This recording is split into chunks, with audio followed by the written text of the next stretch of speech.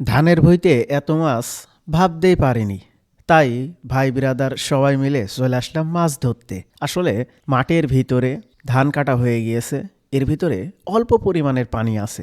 এই অল্প পরিমাণ পানির ভিতরে যে এতটা মাছ থাকবে ভাবতেই পারিনি। তাই অল্প কিছু জায়গা আমরা সুন্দর করে বান্দাল দিয়ে নিচ্ছি, যাতে পানিগুলা খুব সহজেই সেকতে পারি, অন্য পানি যেন এই খাটালের ভিতরে না আসে।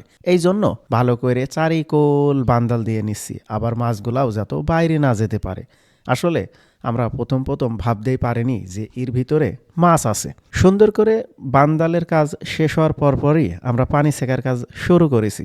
আমরা প্রথমে ভাবতে পারিনি যে এর ভিতরে মাছ আছে, এই জন্য বাড়ি থেকে থাল গাবলা সেকার কোনো জিনিসপাতি নিয়ে যাইনি। পাশেই একটা ঠোং পড়েছিল, সেইটা দিয়েই সেকছি। এখন সেকতেও অনেক সময় লেগে গিয়েছে। ছোট জিনিস সেকে দেওয়ার পর এবার আমরা তিনজন মাছ ধরা শুরু করলাম। এতটা মাছ থাকবে আমরা কল্পনাও করতে পারিনি।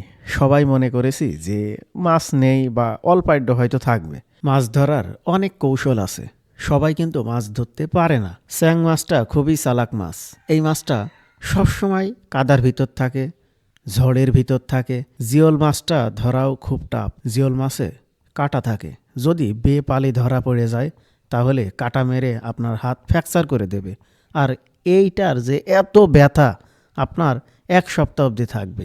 এই জিওল মাছের সাইজটা দেখেন, খুব একটা বড় না, ছোট, কিন্তু প্রচুর পরিমাণে স্যাং মাছ। এই দেখেন, একবারে দুইটা স্যাং মাছ, মানে ধানের গাছের গোড়ায় হাত দিলেই স্যাং মাছ। ধান গাছের গোড়ায় হাত দিলেই স্যাং মাছ। পুঁটি মাছ আছে, জিওল মাছ আছে, ওকল মাছ আছে। স্যাং মাছ বেশি পাওয়া গিয়েছে। পুরো মাঠের পানি শুকিয়ে এই জায়গায় এসে জমা হয়েছে। পুরো মাঠের মাছগুলাও এই জায়গায় এসে জমা হয়েছে। মাছগুলার সাইজ মাঝারি সাইজ, আর অল্প কিছু পরিমাণ বড় বড় সাইজ।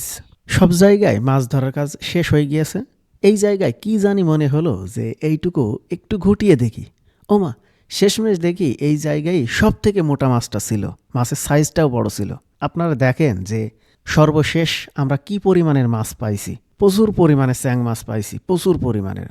মাঠে যে এত পরিমাণের মাছ পাবো, মানে অসম্ভব বিষয়।